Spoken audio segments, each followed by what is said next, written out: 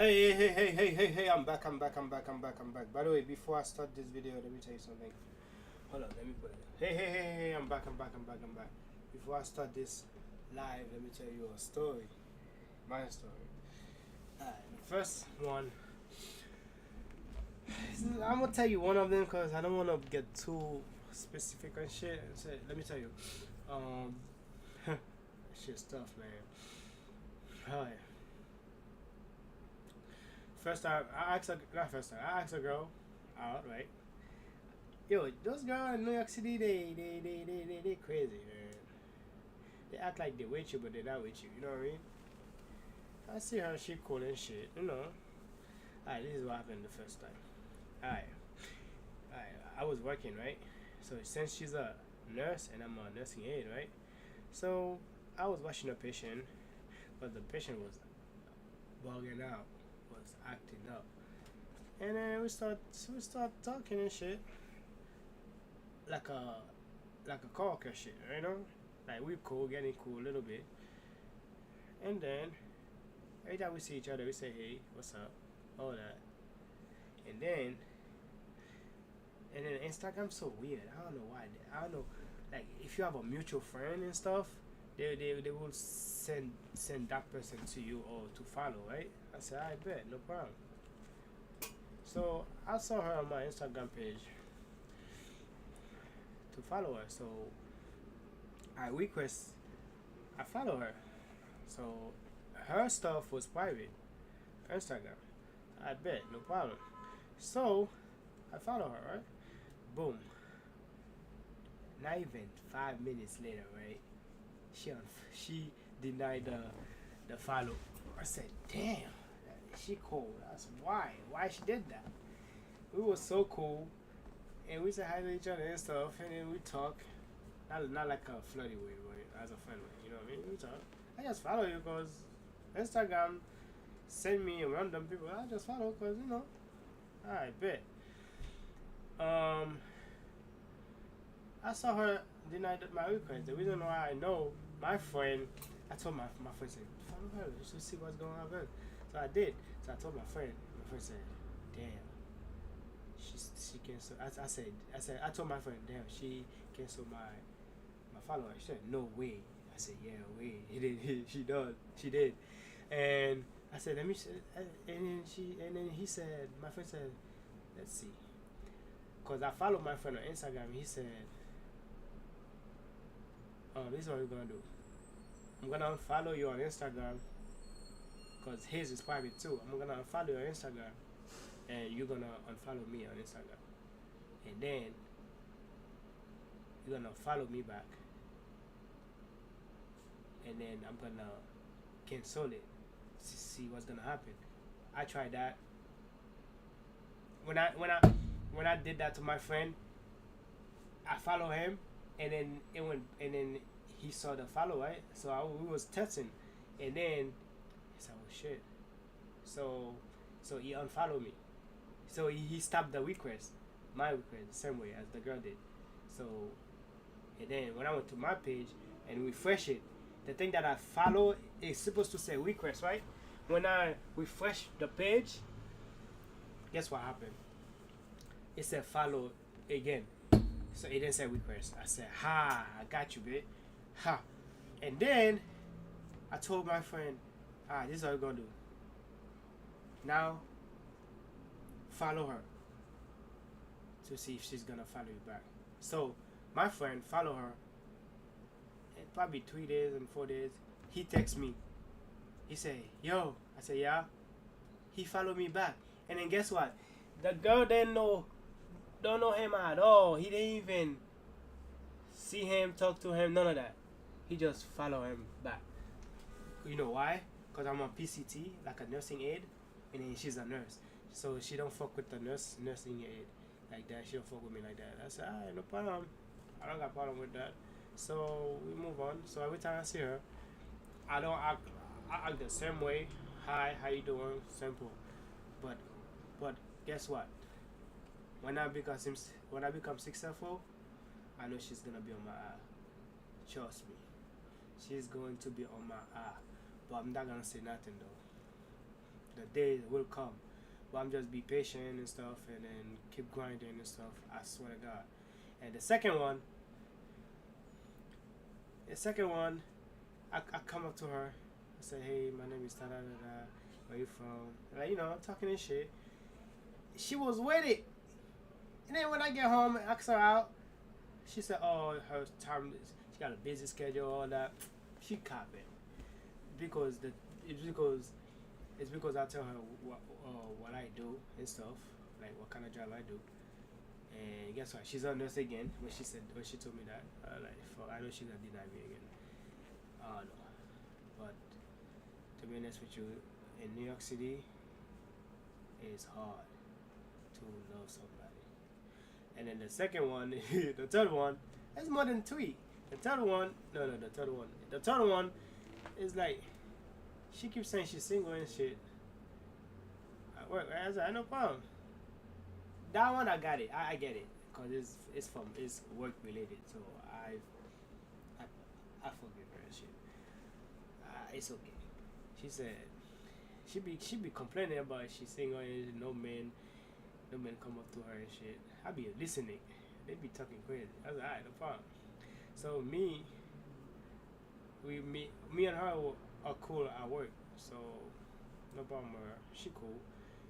So I went to her girl and then asked her out again. She said she can't cause work related and stuff. I understand that. But the girl that did that shit to me was fucked up. The girl from Instagram, I follow you back, you requested, I requested. I thought you was gonna follow me back. Nah, she denied me, man. I was like, shit. She blocked me. Not blocked me, like, she blocked my shot. Man, it's all good, man. It's all good. I be taking L left and right, and it's all good. Guess what I do? I use it as a fuel. I go to the gym, keep working hard. Man, it's all good, man. It's all good. But anyway, we're going to watch Swamp Story. Okay, so let's having fun. FTMB house. Whatever they call it. It is what it is. Because she's a nurse and I'm a nursing aide. You don't fuck with me like that. It's all good. Alright. But one day, when I become successful, I know she's gonna come back. Guess what I'm gonna do? Put her in the garbage. I'm not playing around. But it's all good though. I'm gonna keep grinding. When I make it, I'm gonna toss her like a fucking garbage. Cause you piss me off. I thought fuck you cool at me and then you did some shitty shit. Like you're a gold digger and shit. And then when my friend said, yo bro, she just followed me bro. I said, are you serious? And he said, yeah. He's a bae. She's a bae. I don't want to say it because it's my new channel. I don't want to get canceled and shit. He said, she's a B word. I was like, yeah, for sure. He said, she belong to the street. I said, for sure. Damn, that was a fucking crazy, man. She just, man, I keep remember that all the time. Every time I see her, I talk to her, but my mind, I say, I know what you did. But I keep it cool, because I'm at work and shit. I don't want to get fired for female issues, for hoes and stuff. But I need my money, so I can grind and get out. I bought all my stuff, my equipment, my PC, because of my work. I work hard for it. I do overtime just to make this stuff, like reaction and stuff, streaming, streaming in Twitch, streaming on every platform, and I'm not playing around. Those girls, they give me a lot of motivation, man. I don't curse them out. I stay to myself. I said, alright, bet. I move on. Like, I'm not really moving, but I move on. Like, but I still remember what you did, you know what I mean? That's what I'm trying to say. So, it's all good. But every time that shit in my head, I said, damn. Every time I think about it, I go harder, work hard and stuff. But if you have that feeling, man, if you the girl rejecting you, it's okay, man. Don't get angry at them. It's not worth it. Just use it as a fuel, and one day it will pay off. Trust me, man. One day I will be XQC. I'm gonna be meet XQC. One day I'm gonna meet Cassina. One day I will meet Aiden Ross and others streamers. One day I'm gonna be just like them. One day I will. I'll try to. One day I wanna meet Fizz. Those Fizz group. They are dope, but you just gotta keep grinding, man. I used to, don't like gym. You know who made me like gym? My ex. When me and her broke up and shit, she cheated on me and shit. Man, I went full throttle on the gym, man. I used to hate gym. I used to hate gym, but look at me now, strong than ever. But if you have that feeling, if you're taking all the rejections, abuse, I get abused too, abusive, all that, just keep grinding. It don't rain every day, man. Trust me. One day the rain will stop, the sun will come out. Trust me. It have to come out. Just don't give up. Just keep grinding. Don't wait on nobody. Just keep doing your stuff, man. Trust me. It will pay off. And then when it pay off, it will come back. See, girl just like Bubba Rain. You know Bubba Rain? Like when you throw it and they come back, they just like Bubba Rain, man. It's all good. I'm not tripping. But it's all good. But let's go. Let's dive to this video right now. And it's having fun, Life is crazy, man. Shit. Life is crazy. I'm still thinking about this shit, man. Oh God. But that shit made me stronger though. It made me keep going hard. Every time I feel lazy, I think about those. I think about this. It made me go harder, man. Think about life, Haiti. I think about everything. Abusive, all that. But it's all good. I'm a humble person, to be honest. I just stay to myself. But I know when I become successful, I know she will come back. I know for sure. I will, and I will pass it to my cousin, and my cousin will pass it to other cousin. I want that to happen for real. I'll make a deal with my cousin just to fuck up, and then toss, and we both, all of three toss her in the garbage. Cause we're not playing around no more, man. Just keep grinding, and then you will see the result. Trust me. Alright, man, let's watch the swamp story and stuff, you know what I mean? But before that, I gotta go outside and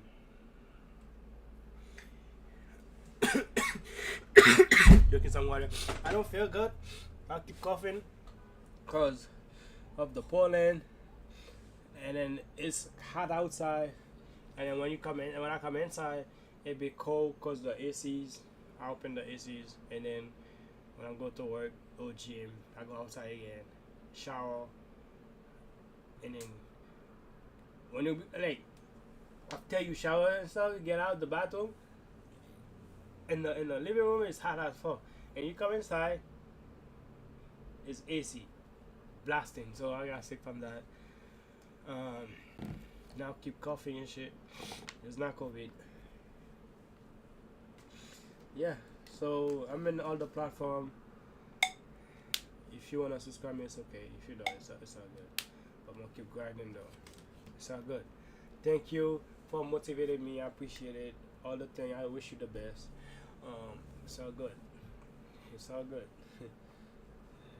you reject me, it's all good. Yo, I take 3L back to back. It's crazy. Oh, it's another story again.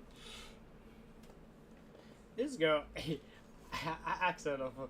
I asked her, alright. But one of my friends said, the same point that we was talking, he said, yo, talk to her. So I said, nah, she from my work and stuff, but I'm gonna get rejection again. And just try it. That's the reason why when I'm outside, I talk to them like with my mind. Want to talk to them, I will make you talk to her. I will go to talk to her. But if my mindset don't, I'm not. But I just did it because my friends want me to. So I don't want him to know that I'm a PUSS. I don't want to say the rest. So I did. And this girl said, I have a boyfriend. I still sent my number, right? Guess what? She said it to her boyfriend. You think she loyal? She's not loyal. She just did that just to prove him that she's loyal. She's not loyal. My ex did that shit to me the same way. And guess what? She's still cheating. Man, I don't believe none of those girls be acting. And then this guy texts me, oh, leave my girl alone. Yo, simp ass motherfucker. Or like what? Leave your girl alone. It's not yours. It's just your turn. Relax yourself. And then I know her. She's at work. I know her. I'm not gonna spill the tea. She's so nice with all the guys. Stop playing with me. But it's okay though. Have fun. And one day, one of y'all will cheat. She will cheat on you anyway. Or you gonna cheat with her. I don't care. Anyway, good luck to y'all. One day, one of y'all will break each other heart. I wish. Alright, let me stop talking. But I wish you the best though. I know what you've been doing at work, man. Stop playing with me. That's why I still send my number and shit. Cause I know you. You're a daddy. Stop playing with me. And you act like you're loyal and shit. Cap. People who show loyalty, they never loyal. Trust me. You don't show loyalty like that. You show loyalty by your actions. Like, you just don't just, you know what I mean?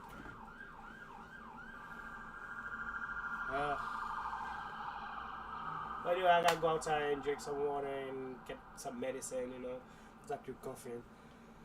Keep grinding though. Grind don't stop, and see, one day it will happen. Trust me, it will happen for sure. But the streaming coming soon. Right now, I just gotta drink some stuff. Be right back. All right, 1 second. I hate school. I have to go to school, man. I hate that shit. When I become a nurse too. When I become successful, I don't want to become a nurse, but I have to. But I don't know. But I screaming better. But when I become a nurse, man. Oh, when I become successful on the stream, got my money and shit, take care of my family, and then have fun with you guys. Like recording all that shit. I know she's gonna come around. That's all good though. I'm not gonna say nothing. Every L, I write it down. Trust me. When I'm coming, it's gonna be a boogeyman.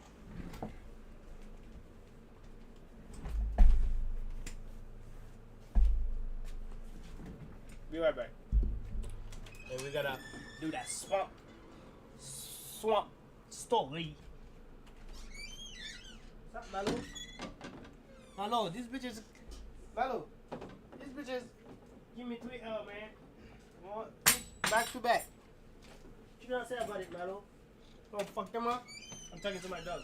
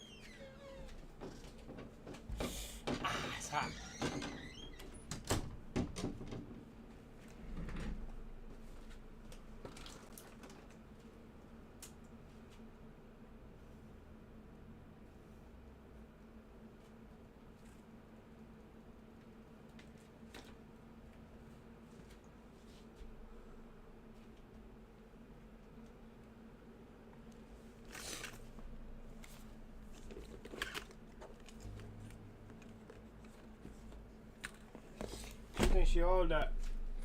It's all good. It's all good. She thinks she all that, but it's all good.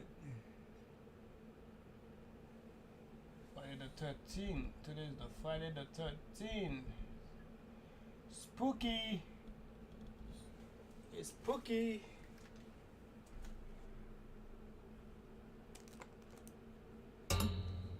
It's spooky. It's Friday the 13th. Whoa. Whoa.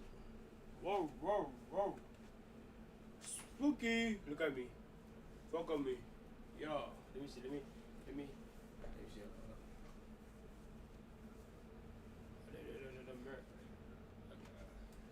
I got abs. See?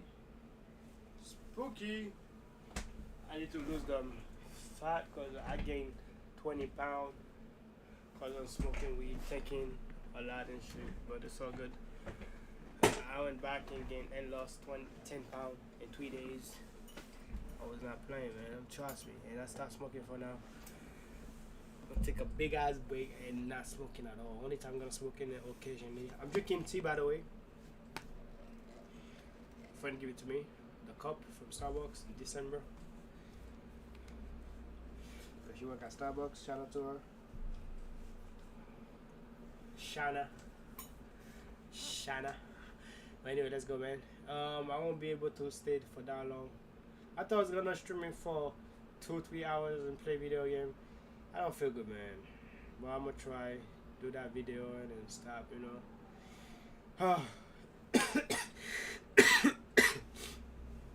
It's really kicking, and I need to take. And then plus I have to take a motorcycle test. I'm with it. Alright, you're gonna see me on what do you call this? GoPro? Shit. We're gonna see. You're gonna see me on a GoPro. I'm gonna be careful though, I have a nice bicycle, man. Drive around and stuff. Let's go. Ready? If you're not ready, tell me you're not ready, man. Subscribe to my YouTube channel and you know the vibe. Let's watch the Swamp Story by the Evil Wall, Florida. Kodak crew killed the apps, mom and dad. That's crazy. That's tragic. Let's go. Welcome back to another episode of Swamp Stories. For this one, we head down to Miami, Florida. Okay, wait. I think I chose the wrong beat. Oh yeah, there we go. Anyways, Miami is by far the most unique part of America, and many people say that when they're there, it feels like a completely different country. And that's because in some ways, it really is. Let me explain. Prior to the 1920s, the entire Miami region was pretty much empty swampland. Then in the 1920s, rich people from the East Coast started buying up land on the coast and building vacation homes. This is pretty much all it was for decades, millionaire hideouts where guys could cheat on their wives with other guys. And I'm not making that up. But then comes the night where guys could cheat on vacation homes. This is pretty much all it was for decades, millionaire hideouts where guys could cheat on their wives with other guys. And I'm not making that up. But then comes the 90s, guys could cheat on their vacation homes. This is pretty much all it was for decades, millionaire hideouts where guys could cheat on their wives with other guys. And I'm not making that up. But then comes the 1960s when Cuba's government is overthrown by communism and hundreds of thousands of residents flee the country. A hushed crowd of Cuban exiles, as well as ambulances and medical teams, await the arrival of the liberation plane from Havana. Starting in 1960, over 500,000 Cubans were able to escape and arrived at the shore of Miami. They came over with absolutely nothing and quickly built their own communities throughout the region. While they certainly wouldn't be the last people to migrate to Miami, as next would be the Jamaicans and the Haitians in the 1970s. And just like the Cubans, the Haitians and Jamaicans would form their own communities and neighborhoods, and so did the Colombians in the 1980s, and the list goes on. Okay, I actually forgot why I brought that up, but I guess the more you know. So sorry for wasting your time on that. And the craziest part is that the video doesn't even take place in Miami. In fact, it all takes place just north in the suburbs of Broward County.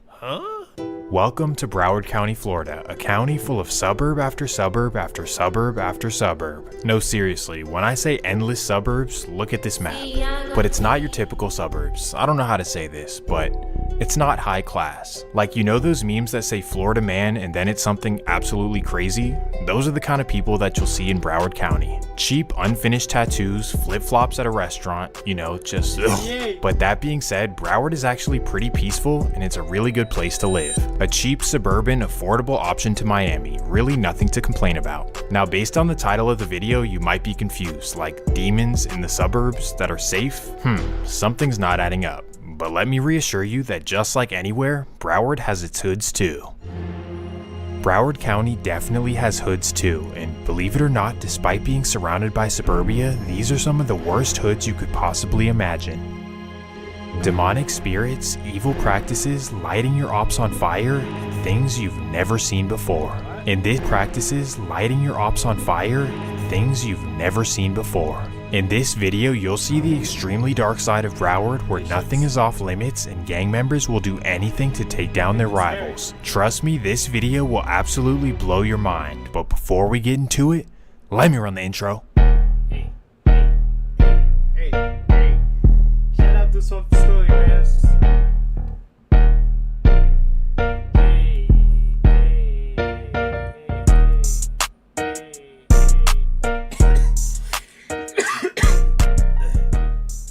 The story begins in the small city of Dania Beach, Florida. It's a small middle-class city of 31,000 people, and like 75% of it is the Fort Lauderdale airport. I kid you not. The city pretty much revolves around the airport, both literally and... what's the other word? I forget. But the point is that Dania grew as a city of immigrant workers who took jobs at the airport, at the Everglades port, and at the refineries right up the street. Just a good old blue-collar city, a much different world than the glitz and glamour of Miami. Basically just a bunch of families trying to uplift themselves from poverty and provide a better life for their children. For the most part, this went pretty well, as many Dania kids went off to college and pursued careers and, you know, took their families to the next level. Overall, Dania was a good place to live, a much better affordable option compared to the ghettos and housing projects of Carroll City and Miami itself. This is how it was for many years, until the late 1990s when Miami's most wicked gang would come infiltrate the neighborhood. Of course. In 1990, a Haitian gang known as the Zo Pound was created by Ali Adam, also known as Zo. Zo was born and raised in Haiti's most violent slums and was able to escape and come to Miami in the 1980s. But unlike his peers, Zo did not come to Miami for a better life. In fact, he was there with nothing but bad intentions on his mind. As soon as he arrived in Miami, he began committing the most brazen robberies Miami had ever seen. At night, he would somehow sneak onto yachts and rob everyone for all of their valuables. For a short while, he did this alone, but then once he built up his crew, the robberies got bigger and bigger. They began hijacking major container ships, robbing everything on board, and killing anyone that saw them do it. Basically, from here, he turned his robbery crew into a gang and started expanding by recruiting new members from Haitian descent. The Zo Pound started taking over neighborhoods one block at a time by threatening families and basically making everyone so scared of them that they'd never tell on them. Because of this, the gang spread like a wildfire throughout the Miami streets, taking over drug territories and racking in millions of dollars. Long story short, they became the most feared gang that Miami had ever seen, so much so that Miami police refused to try and arrest them and would rather call the FBI to go and handle it. Well, after taking over most of Miami, it was only a matter of time before they expanded up to Broward County. Sadly, in 1999, they arrived in Dania Beach. In particular, they targeted a neighborhood right below the airport, and they did this for two reasons. Number one is the proximity to the port, meaning that they had easy access to shipments to rob. And secondly, because the neighborhood had a large Haitian population. So unfortunately, Zo Pound took over the hood with ease, and many youths were corrupted into vicious gang life. This was bad news for the community, as illegal money flooded the streets, Zo Pound members were posting up on corners, and violent crime rates started to appear. The bottom line is that the neighborhood turned into a Zo Pound powerhouse and things would start to get ugly. Well, coincidentally, during this time, many families from the Deep South started to move to Dania for better opportunities, and the sons from two of these families are the main topic of the video, so after all that yapping, here we are. First, we have the Slade family of Dothan, Alabama, and second, we have the Smart family of Jacksonville, Florida. Long story short, both of these families moved to this Dania neighborhood thinking that it was a breath of fresh air and a good environment to raise their kids, obviously. Well, little did they know, but now let's introduce the kids. Well, first we have Derek Slade, who was raised in a small house on 12th Avenue. And second, we have Cambrel Smart, who was raised in a small apartment on 5th Street. Derek and Cambrel grew up as best friends as they went to school together since day one. And unfortunately, maybe due to their surrounding neighborhood, these two were wild kids, known for getting suspended for fighting, stealing, just pure chaos coming from this duo. They were simply just causing havoc in the neighborhood for no reason. Now, typically, teenagers like these in this neighborhood would grow up to be Zopound members, but I think because they're not Haitian, neither of these guys joined the crew. Instead, they were just running their own program, trying to run up a bunch of money in the streets. For them, this meant hitting licks and moving weight, even at just 12 years old. In fact, at this age in 2007, this is when Cambrel would be arrested for the first time. I caught my first charge, delivery of at 13, you feel me? 12 or 13. When I caught the charge, I was playing football. That's when I was playing for Danny Bulldogs. I was walking to practice, and that's when the Raiders jumped out and grabbed me. You feel me? I'm like, what they grab me for? I got football clothes on, you feel me? I'm a jet. So I'm like, what they grab me for? Whole time they got pictures of me serving, you feel me? God damn. Running up the cars. It may sound crazy, but Cambrel was moving some serious weight at such a young age, and because of this, he would get some real time in juvenile hall. Now, as we know, juvenile hall is meant for rehabilitation, but in reality, it's the exact opposite. Because as soon as Cambrel went to juvenile, he was instantly known for causing havoc again and starting all kinds of shit. And this is how he earned the nickname of Psycho Bob, because, you know, everyone thought that he was psycho. But even though he was in there doing all kinds of fighting, being in juvenile hall may have actually saved his life. And even if it didn't save his life, it definitely saved him from doing the unthinkable. Why I say this? Well, because while he was locked away, his best friend Derek was out in the streets doing the wildest things possible. Jumping off that porch for real. It's now the year 2008, and after Psycho Bob's arrest, Derek Slade was left in the streets without his bestie. But just because he no longer had his partner in crime does not mean that his life of crime stopped at all. In fact, it only got worse, and that's because he started hanging with an older homie in the hood. This would be a 17-year-old named Terry Moore, and despite being just 17 years old, he was already known for So unfortunately, an already wild and impressionable Derek now had a horrible influence. Sadly, he began toting and thinking that it's okay to bust on somebody just because— whoa, pause. But you get the point. So while just a freshman at South Broward High School, Derek was walking around like the big man on campus. I'm really like that, nobody can tell me nothing, and if you step to me, I will do something vicious to you. And the case is sealed, so I can't really get into details, but Derek does something crazy. Allegedly, an older classmate doesn't like the way that Derek is walking around acting tough, so he tries him, and then after school, you know, Derek does what he does. Thankfully though, Derek pulled a Ben Simmons and everyone was okay. But either way, instantly he would be caught and word would start spreading around town. Derek Slade was Ben Simmons, I'm dead. That's what he missed. becoming known as a crash out, and because of this, he started being known as Soulja. I guess Soulja was let off easy, cause just a year later, he was back roaming the streets. Soulja and Terry running around Broward doing whatever they want. This was bad news, and even though they weren't gang affiliated and didn't have ops, them being out and about was a danger to every community. And that takes us to November 5th, 2009. It's a regular Thursday night in Dania Beach, and a man named Antonio Brown is at his grandma's house on 7th Street. Well, from what the rumors say, Antonio may have done a little business with Soulja and Terry in the past, and may have owed them a couple of dollars. But to this point, Antonio thought that they were all cool, like we're all from the same hood just blocks away from each other. But little does he know, Terry and Soulja think they're the mafia and they want to prove a point. So at 8:30 p.m, the dangerous duo meet up and they walk down to Antonio's house. They knock on the door like any other day, and a family member of Antonio opens up and lets them in. They then walk through the house looking for Antonio, and that's when they spot him sitting in the backyard. Tragically, this is when they make a horrible decision. Damn, they kill him. After doing this horrible act, they try to run away, but are eventually caught by police. After doing this horrible act, they try to run away, but are eventually caught by police later in the night.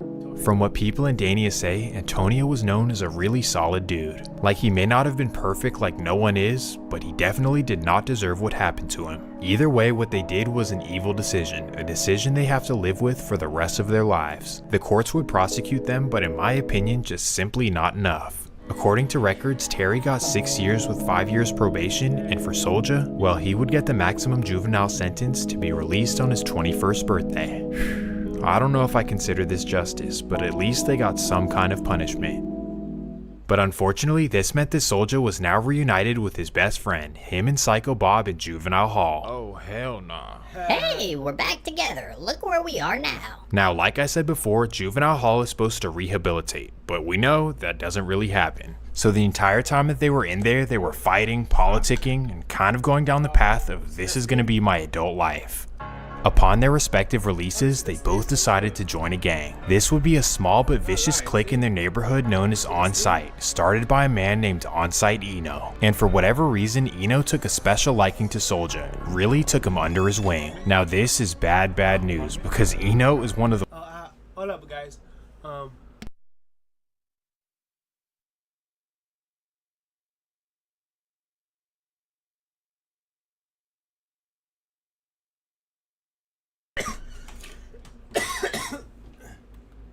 the worst gang members probably Dania has ever seen. In fact, he was once arrested for killing his best friend and fellow On-Site member over a girl, and then he ended up beating it, but then they tried to kill him. The point is that he's just a wild dude. And this is who Soulja began running with in the streets. This was obviously a horrible combination, and everyone knew it, even his best friend Psycho. The bottom line is that Psycho was not trying to crash out, so he kind of distanced himself and it's like, I'm still your friend, but stay over there with that shit. This would end up being a really smart decision, because as soon as Soulja got home, he began reaping havoc on the streets of Broward. Wait, so they stopped being friends? What the fuck? So now we fast forward to the fall of 2015. It's the fall of 2015 and Soulja is finally home. And unlike Psycho, who had previously come home on some chill shit, Soulja, he was home tripping. Like, man, what is Soulja on, bruh? He's tweaking. He just got out and he's already trying to go back in? Like, what is he thinking? Bruh, let's fall back. He's either gonna get one of us hurt or he's gonna get us in jail. Let him do his own thing. So everyone around Soulja thankfully made the smart decision to fall back and let him do his own crashing out. Tragically, Soulja decides to go on one of the deadliest streaks in Florida history for no reason at all. And it would all begin on November 3rd, 2015. It's 4:30 p.m. and Soulja borrows a family member's car, takes off the license plates, and begins roaming around. He drives all around Broward looking for house licks and waiting for the perfect opportunity. Then as he's making his way through Dania, something catches his eye. You may be thinking that he sees a big mansion with the front door open, but that's not the case at all. Instead, he's deep in the trenches and has his eyes set on a project building on the corner of 51st Street. So at 5 p.m. he double parks his car across the street, hops out, and begins walking up to the project. He approaches the door, tries to unlock it, and oh my goodness, it's already unlocked. So he walks in looking for items, and boom, right there's a man sitting on the couch. The man who's spooked jumps up instantly, and sadly, this is when Soulja makes a tragic decision. Another innocent life gone at the hands of Derek Soulja Slade.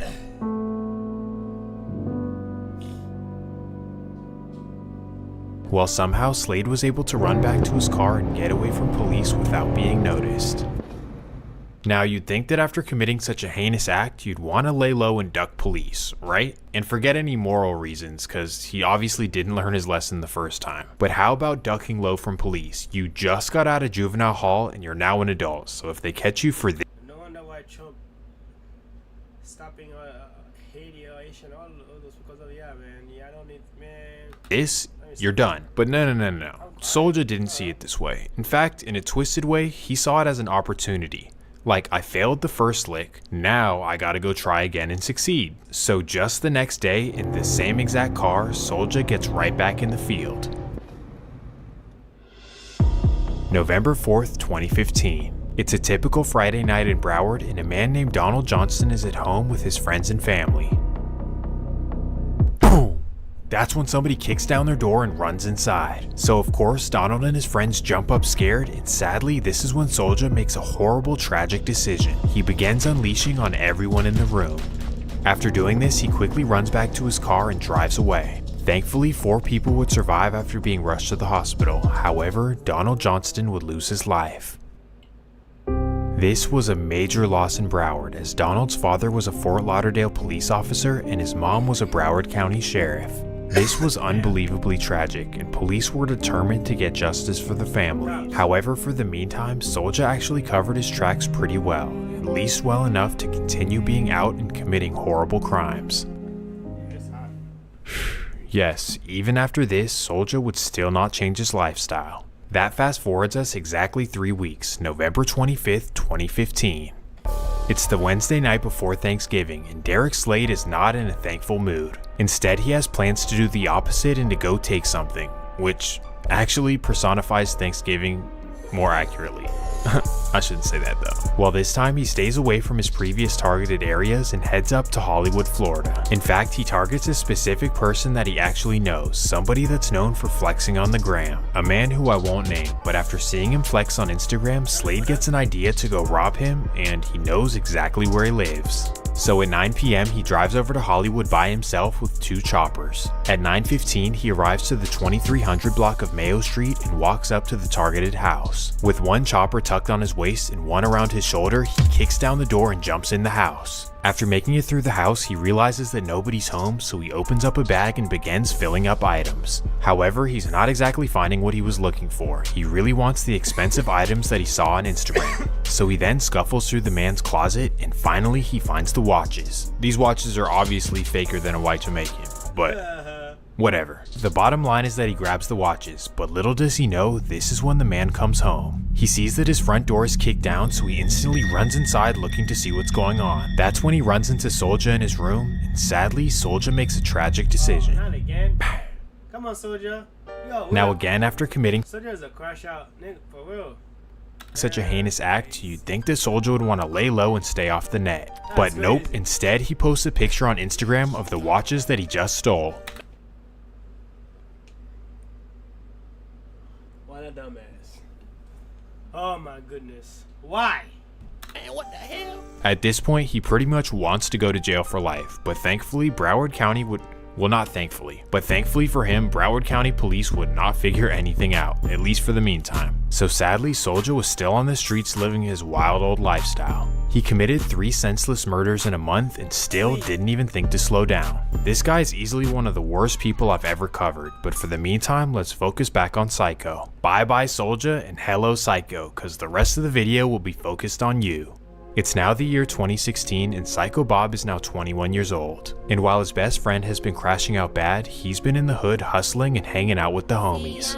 So not exactly the perfect path, but at least he's not being violent. However, within the next year, a war would start brewing in Broward, with multiple hoods beefing with multiple hoods. Literally so much beef and so many bodies that I could make like 7 separate videos on this. But to keep this story simple, I'm going to introduce what caused the beef and then basically keep it centered on Psycho Bob, because he is a very important part. So now let's start with the beginning of the beef in Broward. Everything began in the small city of Hollywood, Florida, but more specifically a hood known as Zone 10. Zone 10 is a newer small hood headed by rappers like Wiz the Wizard, Wham Spin Bin, and Z10 Blood. And these dudes, despite being from a smaller clique and having silly names, are actually absolute savages. Zero respect and absolutely no limits on what they'll do to a rival, just pure evil coming out of Zone 10. And during this time, these dudes thought that they were the bullies of the area. I mean, they were getting money, taking people's girls, and like waiting for somebody to try them. Basically, they felt untouchable, like they were too hard for the streets of Broward, and unfortunately, this wouldn't go well. Their brash, dismissive attitude definitely pissed some people off, and sadly, it would result in a tragedy. October 17th, 2016. It's a regular Monday evening in Zone 10 and some youngins are outside. These would be 19-year-old Wajib Williams, also known as Jib, and 18-year-old DeAndre Greer, also known as Bankhead, and they're posted up on the block. Jib and Bankhead themselves are not necessarily hated, but Jib's older brother is Wiz the Wizard, possibly the most hated man in Broward. So unfortunately, because some people hate his brother, Jib himself is a target by association. Well, as he and Bankhead are posted up on the block, they have no clue that some angry rivals are spinning looking to send a message. At 8 p.m, a man in a tinted Dodge Charger is spinning around looking for Wiz the Wizard himself. He circles around the hood multiple times, but he doesn't see anyone outside. But then as he turns onto the 700 block of 7th Avenue, he spots Jib and Bankhead posted up in front of their projects. He spots Jib and instantly recognizes him as Wiz's younger brother, so instantly he stops the car and a man hops out. Tragically, the man starts dumping on the duo. Yeah, rest in peace, man. That's crazy. Thankfully, Bankhead would survive after. I've been in a gang, man. You see what happened? put all your family in danger. Shit. After surgery, but either way, the loss of Jib was a major blow. Zone 10 saw this as a declaration of war and none more than whizzed a wizard. You smoked my little brother because you don't like me? Nah bruh, f*** everything. No more talking, let's just go to war. But wait, there is actually some talking. Cause as soon as police visited Bankhead in the hospital, he began telling them everything that they wanted to hear. He identified exactly who popped him and Jib, and he told the police exactly which car they were in. Now before you start calling him whatever you want to call him, just understand the situation. He just lost his best friend and he's recovering in the hospital. You would have told too, I don't care what you say. So yeah, just like that, days later Jib's killer would be arrested. Bye-bye, buddy. But just because Jib's actual killer was arrested did not mean that there wouldn't be revenge. So regardless, all of Zone 10 would suit up and wage war on whoever did this. Now this is how the story finally revolves back to Psycho Bob. He smoked Jib? No. Quite the opposite actually. Basically, when the war broke out between Zone 10 and who I'm about to tell you about, everyone was forced to take a side. And that introduces us to the people who allegedly claimed the life of Jib. Welcome to Liberia, by far the most dangerous hood in South Florida. This place has a history of wicked steppers longer than Serge Ibaka and gray sweatpants. No, for real, in all seriousness, Liberia is like a mini New Orleans, and for this generation, they're represented by a clique called HMT. And if you're wondering what that means, it stands for Hit My Target, and that should tell you everything that you need to know. They're represented by the rappers HMT Trey, Liberia Sig, Zelly, and Lil Hatch, and let me just tell you that these guys have no cap in their raps. Well, whether it's true or not, this is the hood that was rumored to be responsible for Jib and Bankhead. Basically, Liberia were the bullies of Broward for many years, and then came, Zone 10 thinking they're the shit, and that's why Liberia allegedly targeted them. So just like that, the big bullies go to war, Liberia versus Zone 10. But Liberia wasn't satisfied with just that. In fact, they wanted everyone to choose a side. You're either with us or you're with them. There's no straddling the fence. So this is when Psycho Bob and his hood come into the picture. Psycho's hood is known as the Nightmares, and many of their guys have a close relationship with Zone 10. So basically for Psycho and his hood, clicking up with Zone 10 was a no-brainer, despite Liberia being just right below them. In fact, together Zone 10 and the Nightmares would form an alliance known as MM, more money, more motion, and more murder. Ooh, this was a big deal. So now that you understand the sides, let's dive into the action. Yep, let's go. Go. When the Nightmares decided to click up with Zone 10, Liberia was pissed, and given the fact that they're right next to each other, this was bad news for the Nightmares.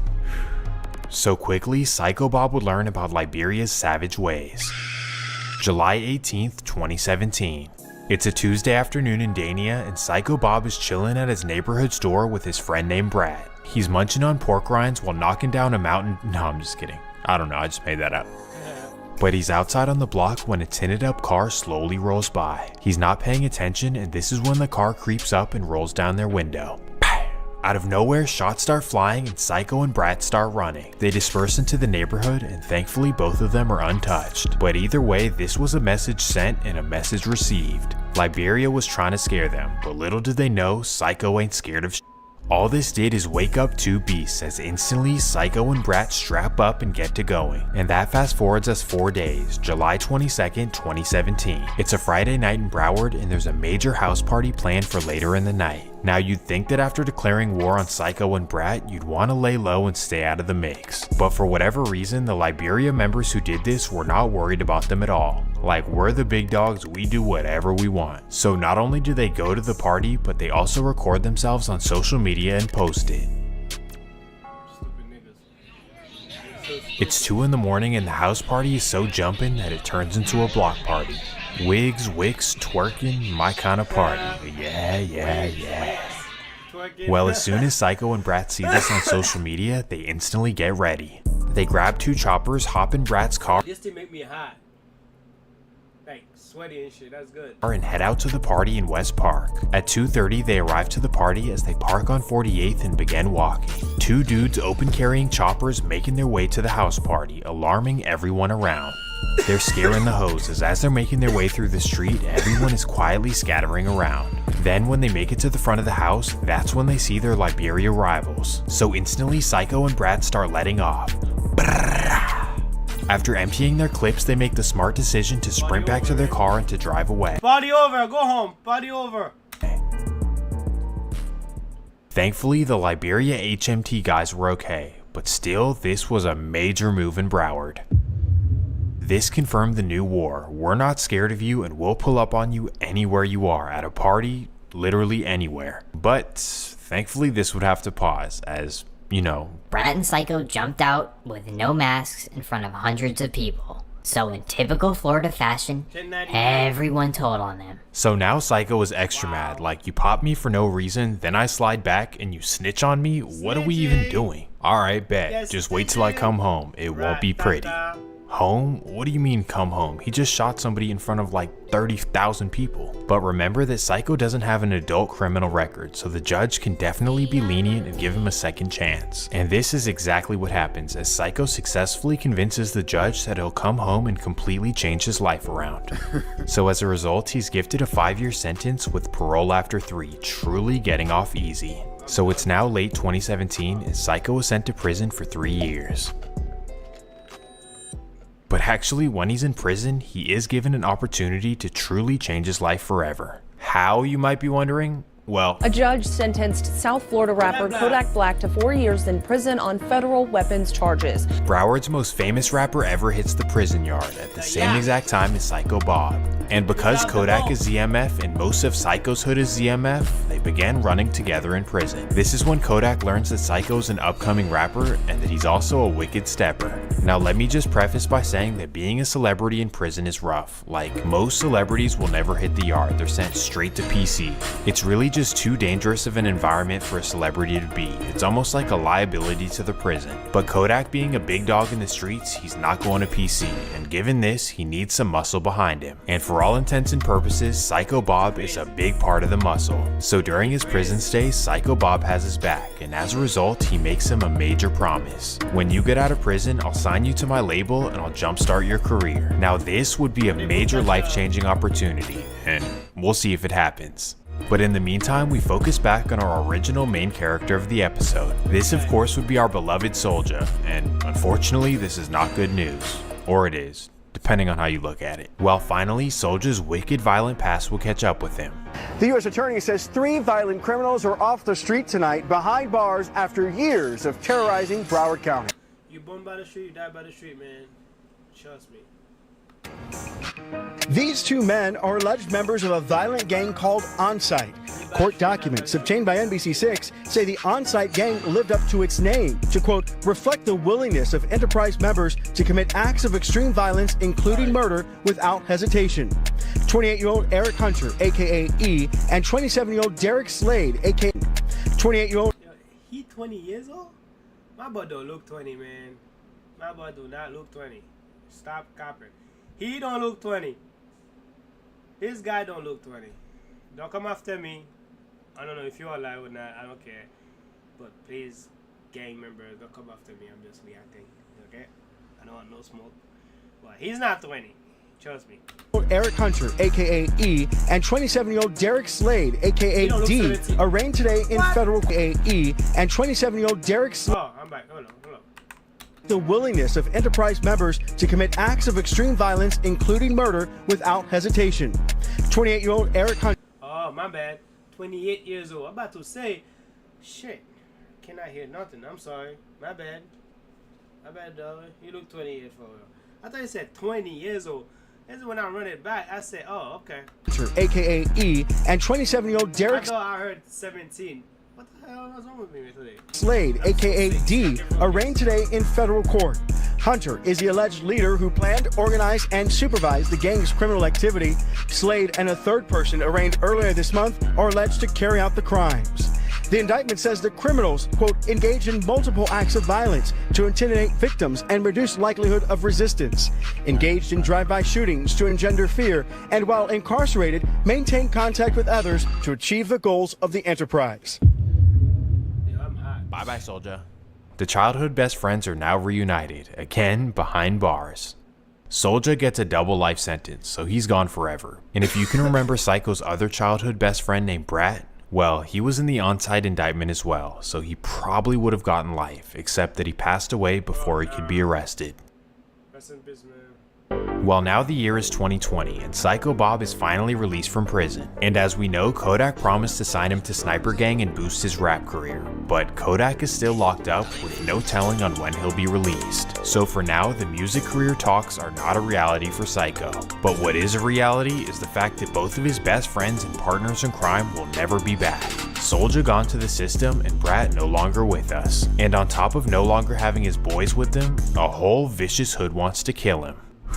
Life is not going so well for Psycho upon his release. So basically, Psycho says, "F everything, I don't care anymore, I just want to go to war. If I end up in prison or in the grave, I simply do not care. Let's just bang it out."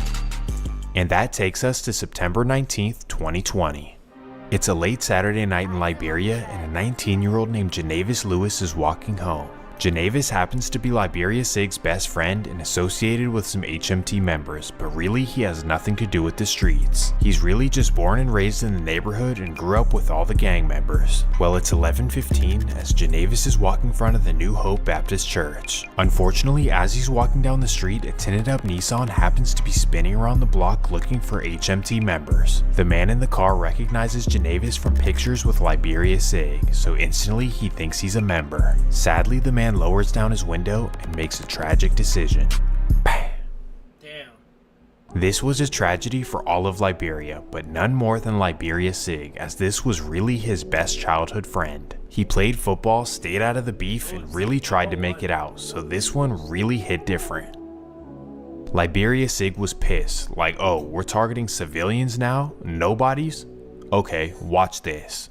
October 15th, 2020. It's your average Thursday afternoon in Dania Beach as Psycho Bob's mom is chilling on her front porch. Obviously her son has major beef, but as far as her, she has nothing to do with it. However, after a month of searching for Psycho for revenge and not finding him, they result to hitting somebody closest to him. You took my best friend for no reason, well I'm gonna take somebody close to you for no reason as well. So after doing some research, Liberia Sig finds out where his mom lives and he wants to make a statement. At 5 p.m, Sig arrives in front of Psycho Bob's childhood home, and right there is his mom named Dorothy Smart. Sadly, this is when Sig simply whips out and makes a terrible decision. Thankfully, she would be okay. Oh nah, they're wildin'. They don't care. What the hell?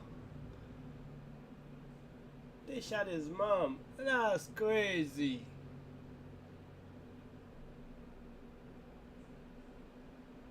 That's nuts. After surgery, but my goodness, would this elevate the beef to a whole new level. A level that I have truly never seen before in my 4 years of making videos. Like now after this, absolutely nothing in the beef is off limits. Like if we're targeting moms, who else would be off limits? Ugh. Sadly, Liberia Sig would set a horrible trend going forward in Broward, as, well, you'll see. Now let's think about Psycho Bob. Like, can you even imagine? You're trying to kill my mom? What the fuck are we even doing? And on top of all the anger and disgust towards the rivals, you also kind of have to internalize how you could have potentially put your mom in this situation. Because if you weren't in this vicious beef and you weren't targeting people from their side who had nothing to do with it, you could only assume that they wouldn't have done this to your mom. Not to say it excuses it, but I guess it explains it. Well, as you would imagine, this would be the lowest point in Psycho Bob's life. Like, wow, they really did this to my mom. But crazy enough, his life would turn around for the better directly after this. Now we fast forward to January 20th, 2021, when Donald Trump makes a shocking decision in his last day in office. And new this morning, ahead of leaving the White House, President Trump has issued his final list of presidential pardons and commutations. Other notable names on the list include rappers Lil Wayne and Kodak Black. Kodak makes his shocking return home, and now the big question is, does he come through with his promises to Psycho? And the answer is yes, and even more. Not only does he sign Psycho Bob to Sniper Gang, but he also signs his friends Wiz Da Wizard and Wham Spin a Bin. Now most of us watching this are like, wow, this is his friends Wiz Da Wizard and Wham Spin a Bin. Is that the one that he making music Who I Smoke? Or I'm lying? It's the same Spin the Bin, right? I don't wanna lie, I don't wanna make him bad, you know? Bin. Now, most of us watching this are like, wow, this seems like a pretty cool thing to do. But in the streets of Broward, this was not a good decision. Well, actually, it wasn't a bad decision, but what it did was involve Kodak in a war that he had nothing to do with. Unfortunately, the streets of Broward took this as Kodak choosing his side of the war, like, oh, you're with them now? But in reality, it probably wasn't that. He probably was just genuine. Okay, this one is, it just spun the bands. That one is a different, okay. I was about to say, those music was vicious. Yeah, they're different. That's different people. Yeah, they're different. Yeah, never mind. Genuinely helping rappers who helped him out when he was in prison. That was it. But unfortunately, the streets would not see it this way, as this would only amplify the beef even more. And what made it even worse was pure jealousy, because Psycho Bob, Wham, and Wiz, their careers would instantly go up. On top of this, Kodak would release a song called Nightmares as he's walking through Psycho Bob's hood with a mask on. So obviously, with Psycho's hood being known as the Nightmares, the Liberia rivals saw this and were like, oh, you're naming songs after their hood and then walking through their hood in the music video? Sounds like you're taunting and you're definitely choosing a side. So all intentions aside, this is now how it was. Like you're naming songs after them being known as the Nightmares, the Liberia rivals saw this and were like, oh, you're naming Psycho's hood called Nightmares as he's walking through Psycho Bob's up for jealousy, because Psycho Bob, Wham, and Wiz, their careers would instantly go up. On top of this, Kodak would release a song called Nightmares as he's walking through Psycho Bob's hood with a mask on. So obviously, with Psycho's hood being known as the Nightmares, the Liberia rivals saw this and were like, oh, you're naming songs after their hood and then walking through their hood in the music video? Sounds like you're taunting and you're definitely choosing a side. So all intentions aside, this is now how it was. Liberia versus Zone 10, the Nightmares, and Sniper Gang. So now with all the elevated careers and fame, let's focus back on the beef. After Liberia made the bold decision to target Psycho Bob's mom, the entire MM collective were pissed. Pissed enough to seek revenge in the worst way possible. Now we introduce you to HMT Trey's mom, a respected woman named Misty Hopkins. Now, despite her son being knee-deep in the street life, Misty herself has nothing to do with this. Instead, she's actually an entrepreneur who owns a laser removal and waxing company in Miami Gardens. But sadly, because of her son's shenanigans in the streets, well, you'll see. March 29th, 2021. It's an early Monday afternoon and Misty Hopkins is opening her shop for the day. Her employees haven't arrived yet, so it's just her opening up her shop and getting everything together. Alone tidying up the shop while on FaceTime with her best friend. Then as she's sweeping, a random man quietly walks in her store. This would be a man named James Hardwick, who you can actually see in Wiz the Wizard's music video just weeks prior. Well, James walks right up to Misty as she looks up and gets startled. Oh, you scared me. Who are you and what are you here for? And without responding or making a sound, James Hardwick simply whips out and makes a tragic decision. Her friend on the phone hears the boom and instantly she calls 911 for help. So 10 minutes later, police arrive, but sadly, it's far too late. Here, a deadly shooting in Miami Gardens. At least one person killed here, and them guys, they don't give a fuck. You know, they did the revenge because you shot my mom and then I went back to it. But you shot the cousin, man. Shit is nuts over out the street, man. No word on any arrests. I was not gonna keep stopping, but this story, man, is crazy. Right out to Local 10, Syra Onward. She's live on the scene with an update. Syra. So right now I can tell you it's a woman. She's the victim of this shooting that happened here at the Clearview Center in Miami Gardens. You can see there are a number of businesses within this complex. So right now it's unclear if this woman was working or visiting.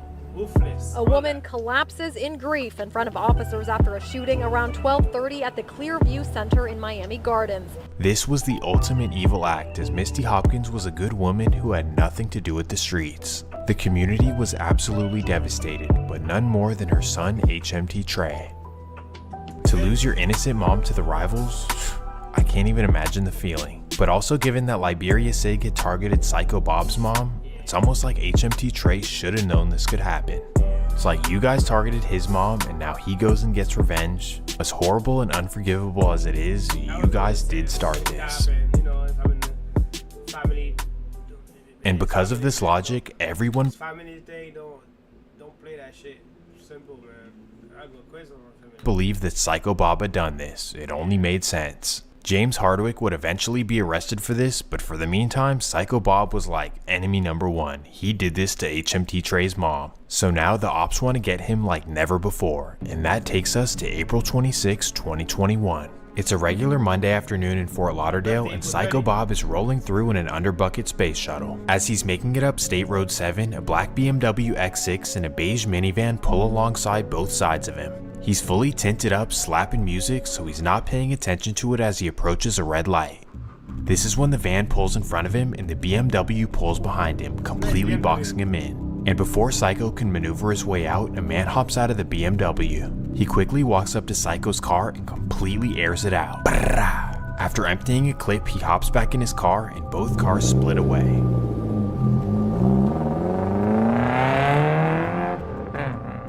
Psycho is hit up and completely stuck in his car. But thankfully an ambulance arrives in 10 minutes and Psycho Bob survives his injuries. Either way, this was the closest call yet, as Psycho really could have just died right there. Now you'd think that this scary incident would shake him up, like let me calm down, let me get out of the way. Or you'd think that it would even humble you, like wow, I'm not untouchable. But don't forget that this is Psycho Bob, so what do you think he does? After surgery, Psycho Bob goes right to Instagram. He posts on his story, "Don't send me nothing about get well when nothing happened to me." Of course he was lying, but I guess he was saying like, ops, try harder next time. This is when the beef begins to go viral, and it actually helps out all of their careers. The beef actually introduces the world to HMT Trey, who's easily the best rapper in the entire beef. Like if you pause this video and go check out his songs, I won't even be mad at you.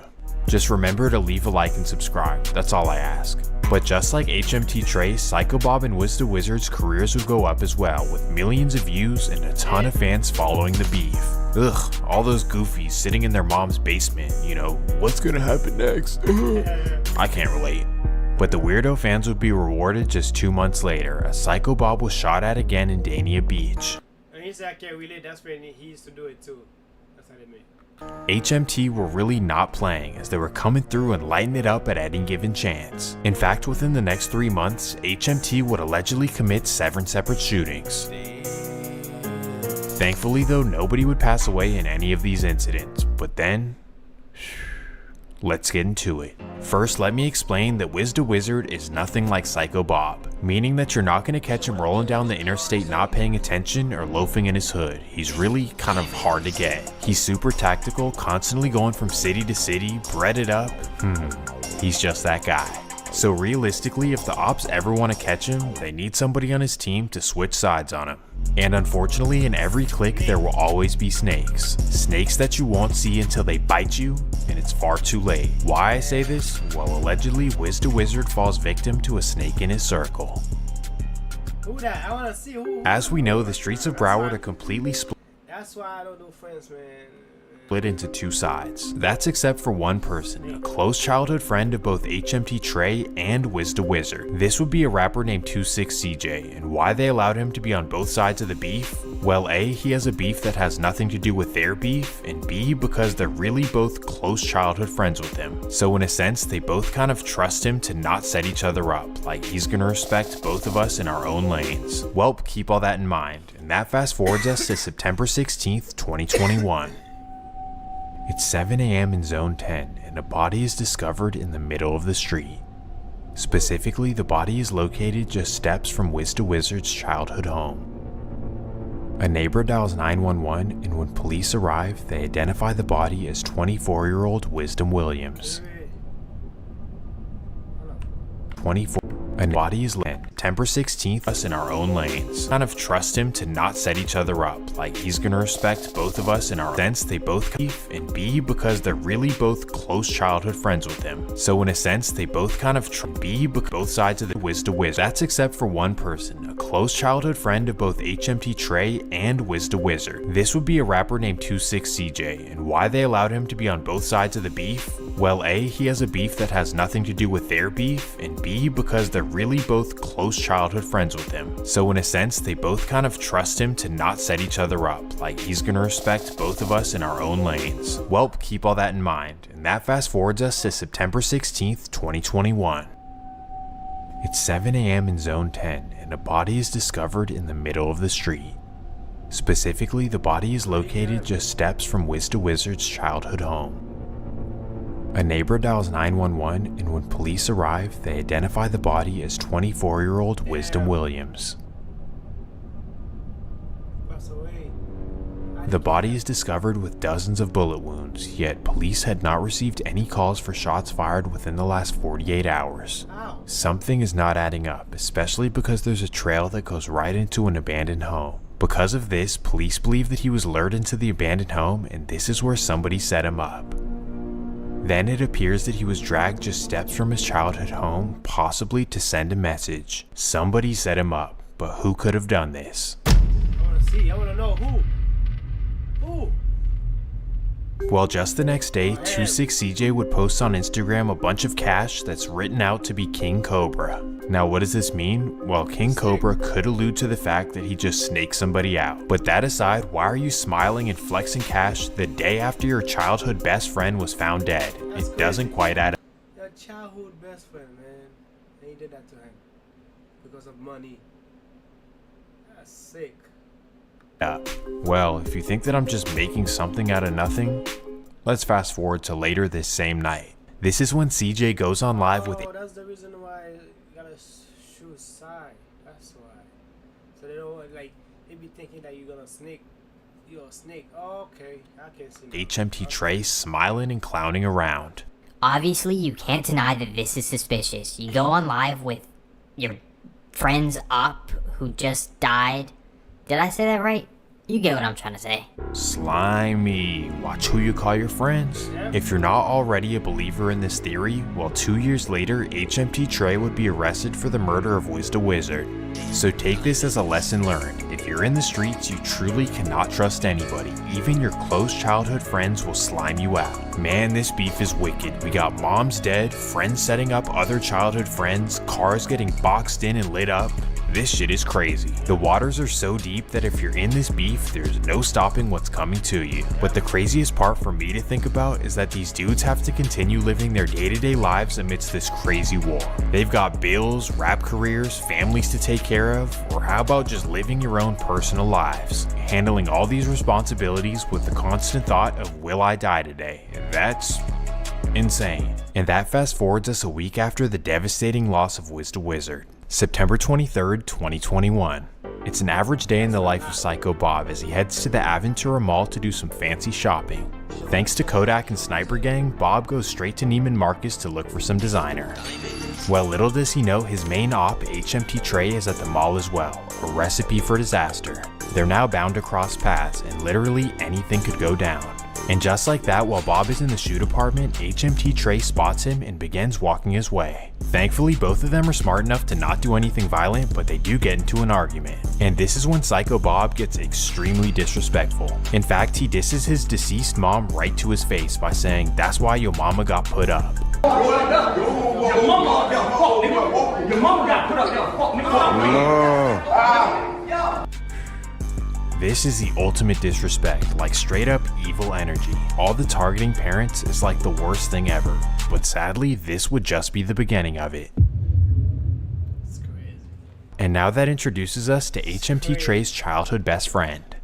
Let me introduce you to a young man named Jared McCabe, commonly known as EBK Hatch. Just like Trey, Hatch grew up rough in Liberia with his father in and out of prison and his mom doing whatever she could to provide. And given these tough circumstances and his surrounding environment, he decided to jump off the porch with his HMT homies. And from what the rumors say, as soon as he jumped off the porch, Hatch was really like that, like the first dude out the car. And if you don't believe me, believe the Broward County District Attorney, because they say that he's responsible for multiple murders. And given how active he was, a lot of people on the other side wanted him gone. And when they couldn't get to him, well, you know how this story goes. In late November of 2021, his father would be the target of a violent attack. Some unidentified suspects would track him down and pull up to his address, and sadly, this is where they would lay him down. That's crazy. This was yet another innocent parent targeted by their son's beef. Just truly tragic and heartbreaking, and the worst part about it is that Psycho Bob was the first person to clown it. In fact, he'd post on his story, "I heard he was about 50 when he got hit up with them switches." Trolling someone's innocent deceased father. I don't even know what to say. Doing this to any man will probably make him crash out, but when you're dealing with EBK Hatch, it's going to be a whole lot more than that. This was the mistake of all mistakes, dissing HMT Trey's mom and then EBK Hatch's dad? Huh, something vicious was about to come. It would all begin on December 15th, 2021 when HMT Trey would personally shoot up Psycho Bob's house. Absolutely lit it up, but thankfully everyone was okay, including Psycho. However, according to the feds, HMT Trey was not satisfied with attempts. He truly wanted a body, and allegedly just a month later he would successfully catch one. The details are definitely slim, but allegedly on January 22nd he would claim the life of one of Psycho Bob's close friends. This would sadly be a young man from Dania Beach by the name of Marquis Florence.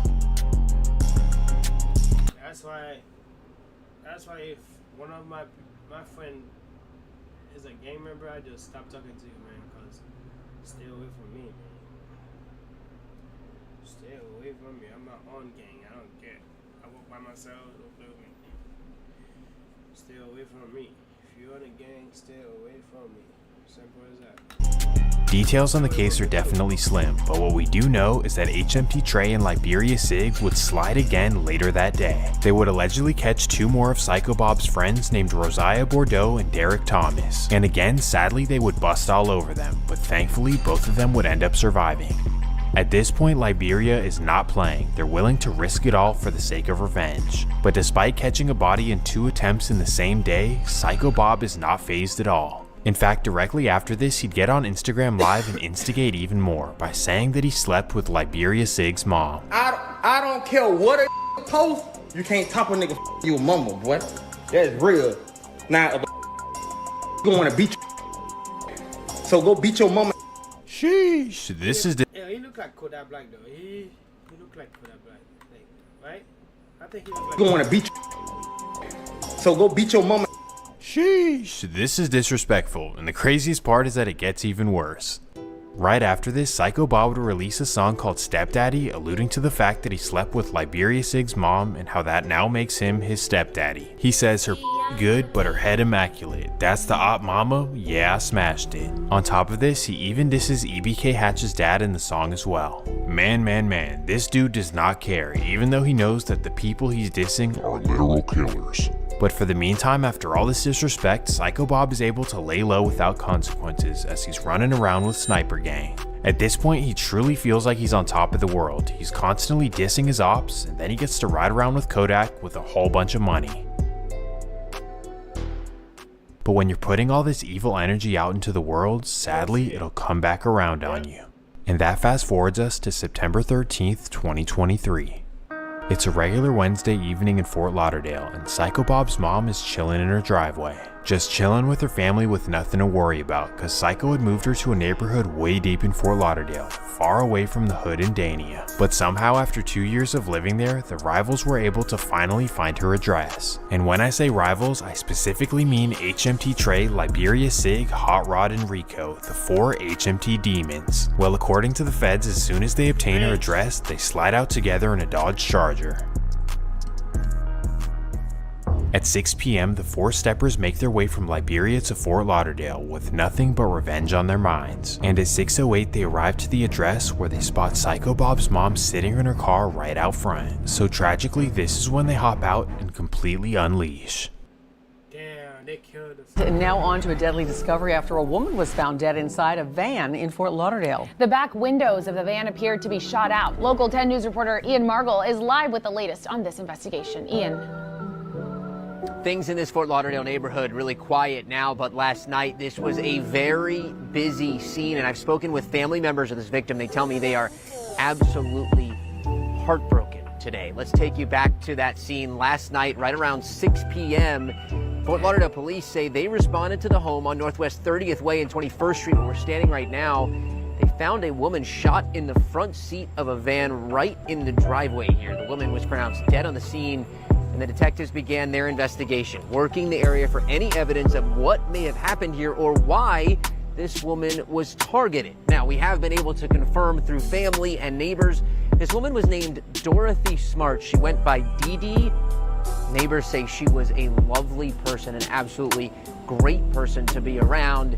We have also confirmed she is the mother of South Florida rapper Psycho Bob. We're trying to get more information about exactly what happened here. We have been able to confirm no arrests have been made. This was the ultimate tragedy for Psycho. I mean, damn, after already surviving one attempt, they slid on his mom again? But when you keep trolling other people's parents who were deceased, it's almost like, what do you expect to happen back to you? What do they say? It ain't fun when the rabbit got the gun? Yeah, the rabbit got the gun. That's crazy. It's a cute rabbit. Or you get a taste of your own medicine? And just like he did to them, they would do right back to him, because as soon as the news broke, they began trolling online. Specifically, Hatch would hit him right back with the same quote that he used when his father passed away. Honestly, this is the worst beef I've ever seen. Like, where can we even go from here? The pure amount of evil and disrespect I've truly never seen before, and I don't even understand how it could get worse. We've got 2 moms dead, a dad dead, and a whole bunch of young men gone way too soon. Literally, there's so many that I could make 5 separate videos on this. I kid you not. And the craziest part is that over the next year, Liberia was not done with their mission. In fact, they were just getting started. First, Dania's Anwan Dobard, also known as Sauce, well, he would lose his life to HMT's Kavaris Johnson. Well, all this is allegedly, because the case hasn't been convicted yet. Then directly after, Kavaris would allegedly catch another body, a man named Ronaldo Donar. Then a man from Zone 10 named Dwayne Smith, also known as Marlo Top, well, he would fall victim to Liberia Sig. Then just days later, his friend named Terrence Farrington would lose his life as well. Then after this, tragically, a football player who happened to be from Zone 10, well, he would lose his life as well. Miramar police posting photos of 17-year-old Johnny Henderson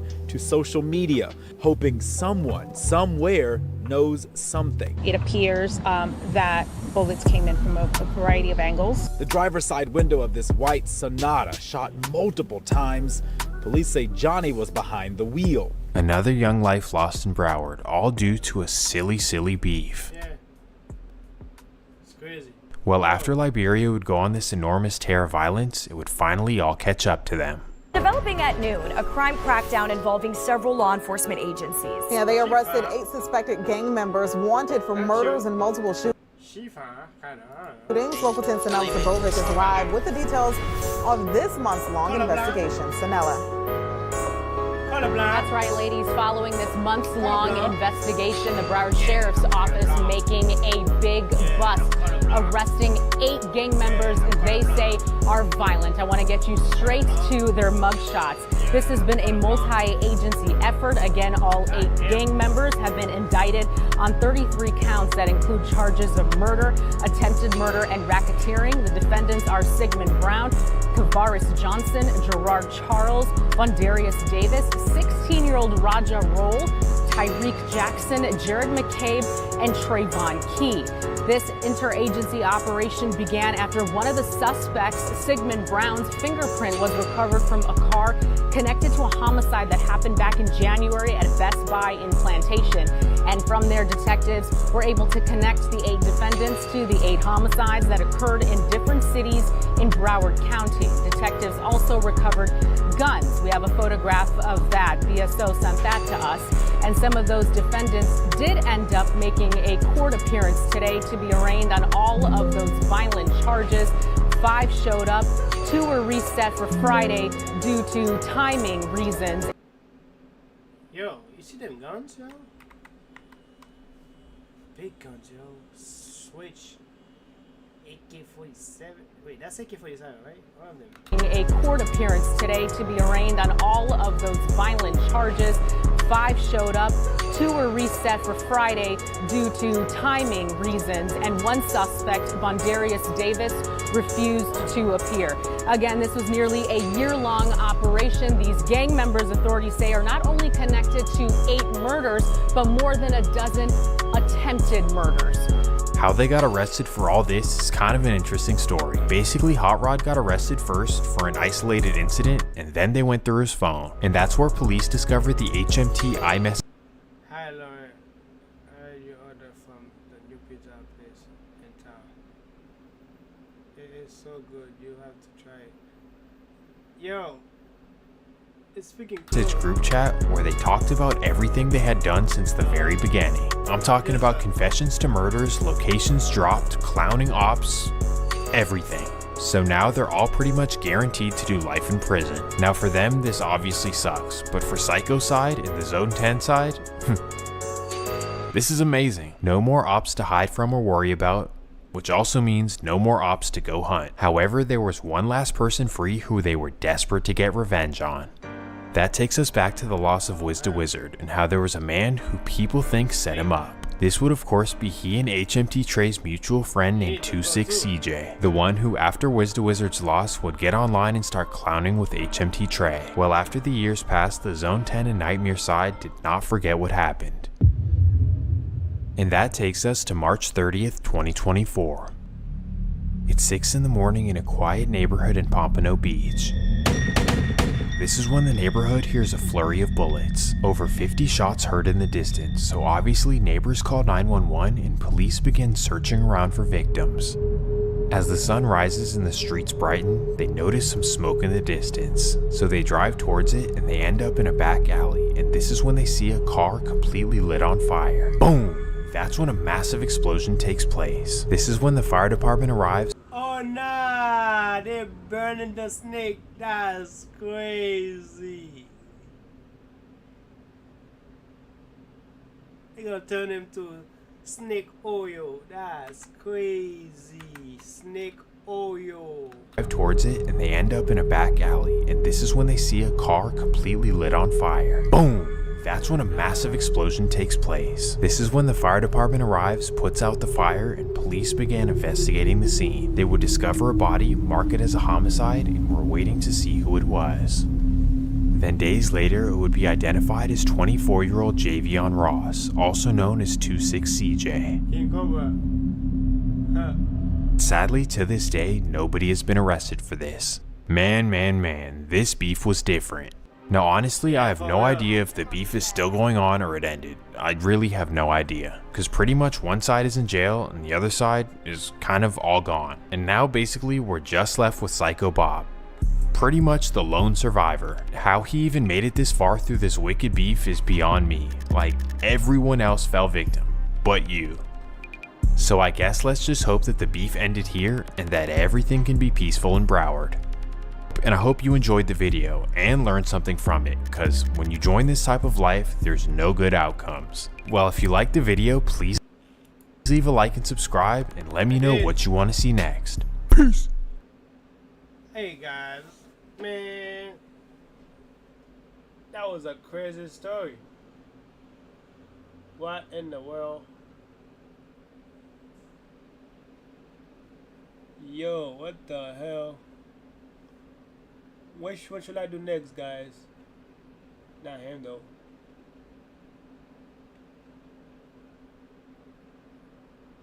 Jamaican man all cheat with the body. Yo, that's crazy. The real killer. We exposed. Who really killed Michael Jackson? That's nuts too. That's fucked up. I wanna watch it. You think Tim's gonna give me copyright? But anyway, that's crazy, man. Make sure you subscribe and like and share. I'm gonna stop the stream because I'm sick, man. I cannot stay for that long, man.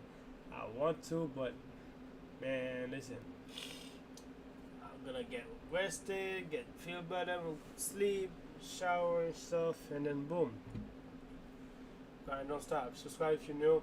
Please, guys, if you feel a lot of rejection, abusive, and all this, just keep grinding. Trust me, it will come. The light will be out. The light, the sun, the tunnel, you will see the light of the tunnel. Trust me. And the tunnel is sometimes it get deeper and deeper. I got a lot of losses. I took a lot of L.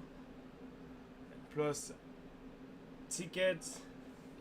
I had a bad day, man. Back to back. Plus the ticket. That's crazy. Alright, man. I'm out. Peace out. Subscribe to my YouTube channel, and I'm out, man. This story was dope, to be honest, but my mind is full right now. It's crazy. Psycho Bob is really a psycho. Damn, this guy. So disrespectful, man. Oh God, respect to you too, man. I'm out, man. Yo, what the hell? What the hell?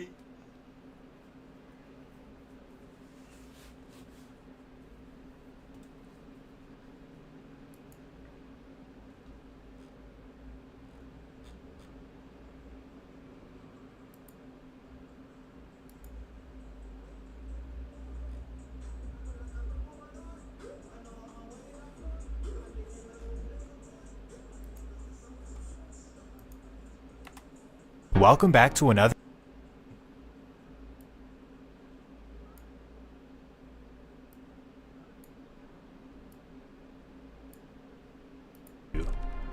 So I guess let's just hope that the beef ended here and that everything can be peaceful in Broward.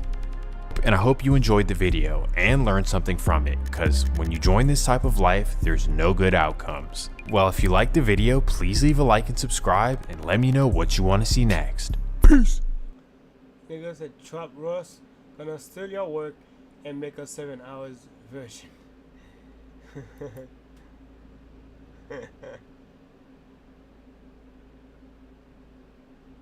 The hell?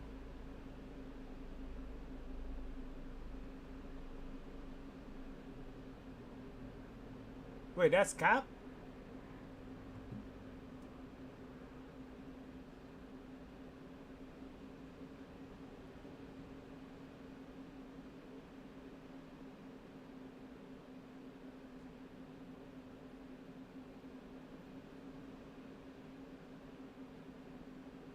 Oh shit.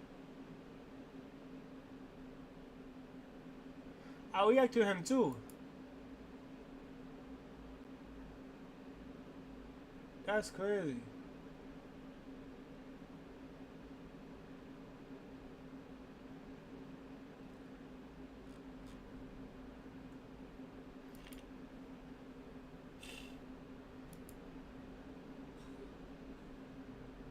Is that Speed?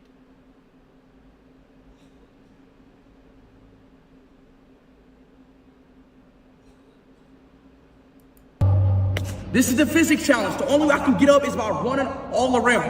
I'm stuck down here. Let's go.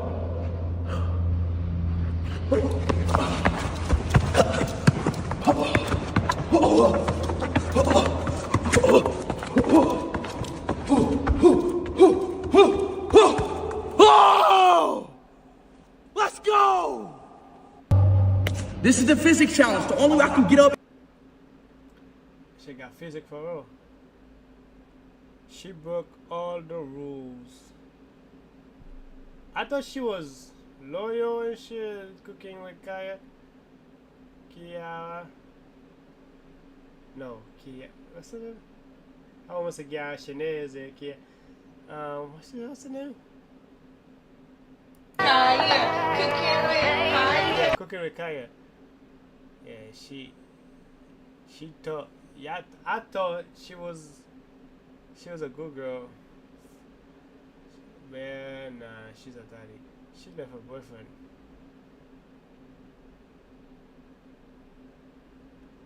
For no reason. Crazy. Yeah, I'm sick, man. Let me go, man. Bye, guys. Wait, I'm still live? Holy shit. My bad. Shit.